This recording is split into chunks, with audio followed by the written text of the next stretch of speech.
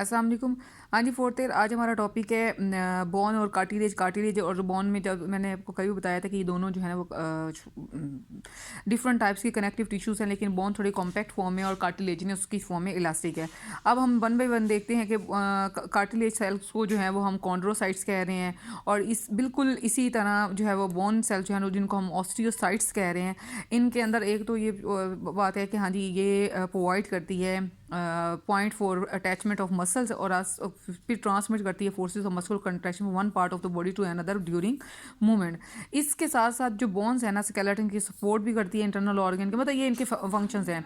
Support, protection भी provide करना, support भी प्रोवाइड करना, बहुत सारे मिनरल्स और कैल्शियम आइंस के जो है ना ये रिजर्व होते हैं, और ये मैन्युफैक्चरिंग भी करते हैं ब्लड सेल्स को स्पेशली जो है ना, और कुछ जो है ना वो वाइट ब्लड सेल्स जो है ना वो भी प्रोड्यूस होते हैं।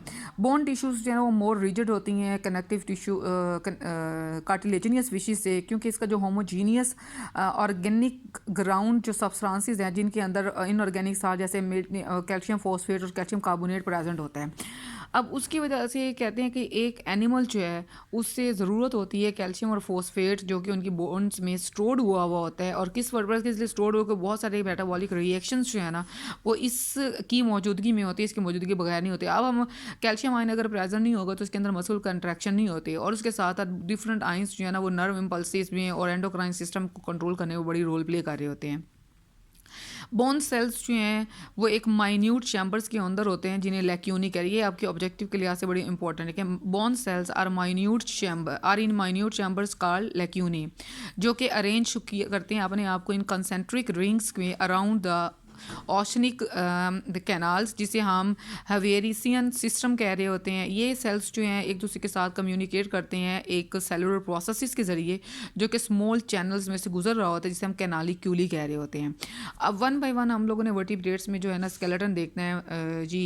फिशिस में स्केलेटन फिश में हम लोग ये देखते हैं कि उसका कार्टिलेजिनियस और बोनी एंडोस्केलेटन प्रेजेंट होता है, और ये जो कार्टिलेजिनस स्केलेटन है ये बाद में रिप्लेस हुआ बोनी एक्सोस्केलेटन बोनी एंडोस्केलेटन से।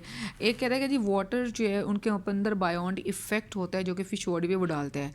Requirement for muscle support is not as demanding in these vertebrate as is it is in terrestrial vertebrates. क्या होता है कि ऑल दो मोस्ट वर्टिब्रेट्स जिन्हें have a well defined vertebral column, the jawless vertebrates do not, क्योंकि for example lampreys only have isolated cartilaginous blocks along the notochords and hag fishes do not even has these. क्या होता है कि इनकी body के इर्द गिर्द अगर हम लोग इनका स्केलेटन देखते हैं ना, तो स्केलेटन में इनके इर्द गिर्द अगर इनका ये स्केलेटन है वो जिसे हम नोटोकॉर्ड कह रहे हैं, नोटोकॉर्ड के साइड पे ऐसे इनके अंदर ब्लॉक्स की तरह की जो है ना वो कार्टिलेजिनियस स्ट्रक्चर प्रेजेंट होता है। अब वो कहते हैं उनमें भी जिनमें जाल एस फिशेस के देखे, जाल एस फिशेस में तो कहते एक में है, और इस तरह की ये जो कार्टिलेजिनियस ब्लॉक्स हैं ये इसकी नोटोकॉर्ड को कवर किए होते हैं, इसकी वजह से इनके अंदर जो है वो मूवमेंट प्रोड्यूस हो रही होती है, और इसी की वजह से ये एक सपोर्ट प्रोवाइड कर रहा होता है।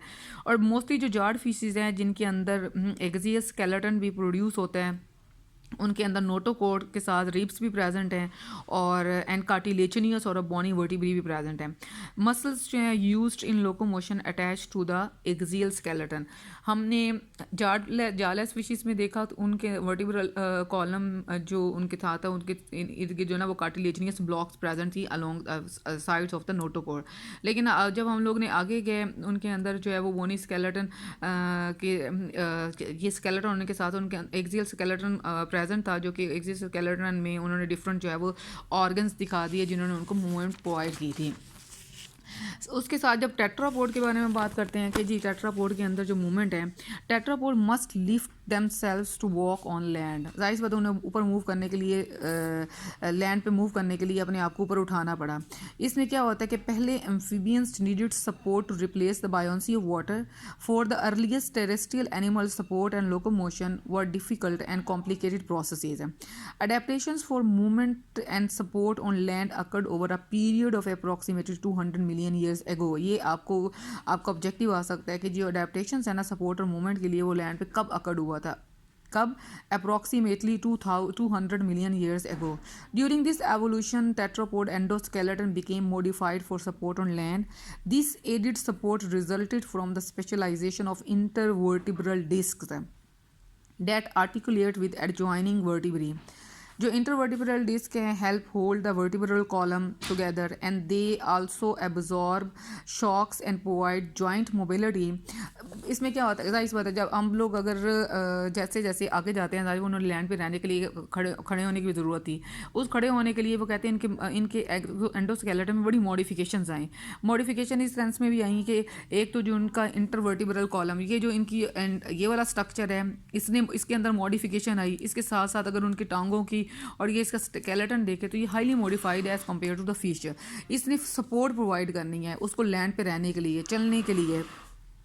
इनमें स्ट्रक्चरल जो है वो डिफरेंसेस प्रोड्यूस हुए और वो स्ट्रक्चरल कॉम्प्लिकेशंस जो है ना वो इसको इस काबिल बनाया कि वो मूव भी कर सके, अपना जो इस अर्थ पे जो है ना वो ईजिली जो है ना वो सर्वाइव कर सके।